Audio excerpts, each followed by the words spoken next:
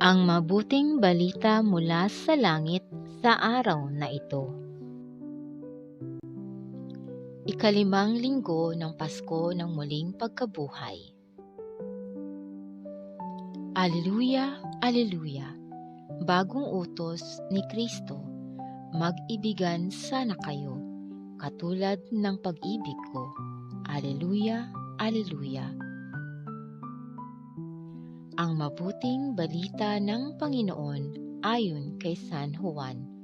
Pinupuri ka namin, Panginoong Hesukristo. Pagkaalis ni Judas mula sa huling hapunan, sinabi ni Jesus, "Ngayoy mahahayag na ang karangalan ng Anak ng Tao, at mahahayag din ang karangalan ng Diyos sa pamamagitan niya. At kung mahayag na ang karangalan ng Diyos, ang Diyos naman ang maghahayag ng karangalan ng Anak, at gagawin niya ito agad. Mga anak, kaunting panahon na lamang ninyo ako makakasama. Isang bagong utos ang ibinibigay ko sa inyo, mag-ibigan kayo.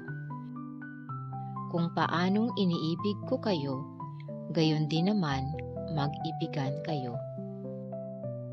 Kung kayo'y mag-ibigan, makikilala ng lahat na kayo'y mga alagad ko." Ito ang mabuting balita ng ating kaligtasan.